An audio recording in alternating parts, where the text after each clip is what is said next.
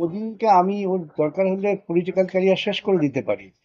এ কথা ট্রাম্প স্পর্ধা রাখেন এ কথা বলার, কিন্তু আমার দেশের প্রধানমন্ত্রী সেই সাহস নেই এটা পাল্টা কথা বলার।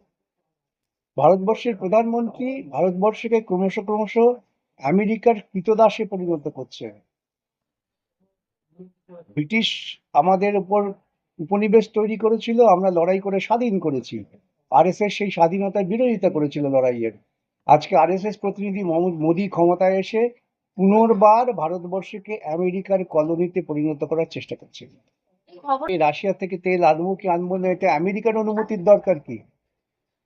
ভারত সরকার তো বলতে পারেন আমেরিকাকে, তুমি কে হে হরিদাস? আমি মোদীর সাহস নিয়ে কথা বলা ট্রাম্পকে যে আমি তোমার পলিটিক্যাল ক্যারিয়ার শেষ করে দিতে পারবো, বলতে তো পারছেন না। এত বড় একটা যুদ্ধ লাগিয়ে দিলেন ট্রাম্প ইসরায়েলের পরামর্শে। নেতনিয়াহু একজন ওয়ার ক্রিমিনাল, ঘোষিত ওয়ার ক্রিমিনাল। তার সঙ্গে গিয়ে মোদি গলা গলা মেলাচ্ছেন, আর মোদি বলছেন ইসরায়েল আমাদের পিতৃভূমি।